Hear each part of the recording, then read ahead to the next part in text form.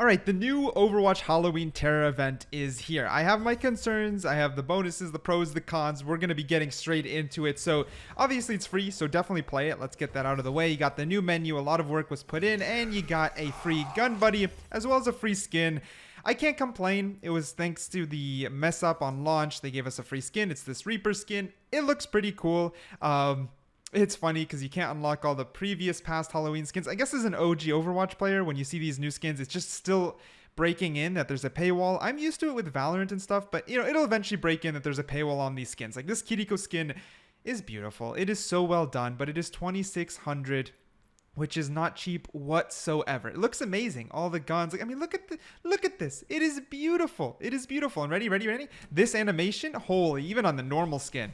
Beautiful. I love it. It is really, really good, but we gotta break in the fact that it's gonna cost a pretty penny. When you load in, there's 4 players and 4 heroes. You can pick Ashe, Sojourn, Kiriko, or Junker Queen. They all work in together. They all got really nice voice lines that communicate well, and you got the new skins equipped by default. This is funny. It's like teasing the new skins, like you can play with it, hopefully converting these players into purchasing the skin. It's like a teaser almost.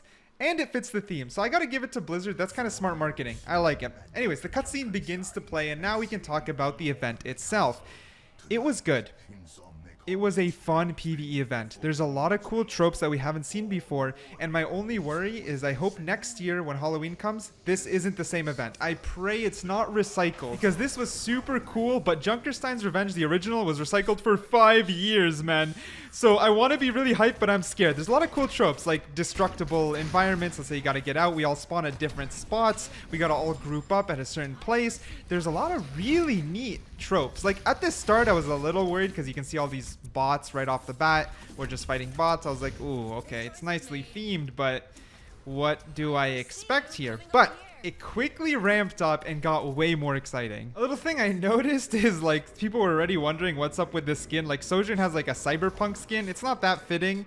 It's okay, but it's not super fitting. But anyways, moving from there, we tried to access this door, but you actually had to find a key, which I thought was super cool. So we all spread out looking for the key. Whoever finds the key actually gets a jump scare. The jump scare can be seen on this Twitter video. I'm not the one who found it, so I didn't get it, but I mean, that's pretty cool. That's pretty cool. I'm gonna give it to you. And this thing, these surprises kept getting better and better. For example, there's a Winston statue I didn't notice. He becomes animated, jumps down, and now we have to fight this Gargoyle Winston. Now, I do hope that there's more custom enemies, but then again, I think that's more for the story mode than these like random free events, so I'm gonna cut him a little bit of slack and more so focus on the pacing and gameplay. And in that sense, it kept up pretty well. It surprised me a lot of times. For example, we're in this little cellar and we have to find the secret switch that opens us up to the basement. However, before that actually happens, we get trapped in a nightmare with another little bit of a scare. The theme is so good. The theme is so good. Then we gotta fight a bunch of echoes in this skin that's looking around. Again, not a custom enemy, which is fine, but I would love to keep seeing more of it. However, you know, they do keep up. Sigma, for example, has this like aura around him, and he literally just runs at you trying to kill you, and you can't kill him back, making this obstacle that you have to keep dodging around while fighting other enemies. This is smart design, actually. This is very smart gameplay design. It's not just PvE waves where they just keep coming at you. They add these other variables which make you have to play as a team or together. This was just the story mode purely.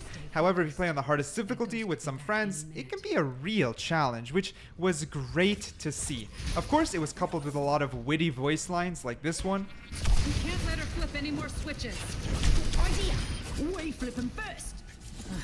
Leave the ideas to me. I think it's witty, adds some character, and the biggest thing is it made me excited for PvE. Imagining this with the great gameplay tropes on top of upgrades just sounds so damn good. I would say the biggest thing is Blizzard cannot drop the ball. Every Halloween I expect some new gameplay, something new created. If they just recycle events, again, it would go really bad for Overwatch 2. So fingers crossed that Blizzard keeps it up, launches a great PvE, and we have some success in this game. That ragdoll though.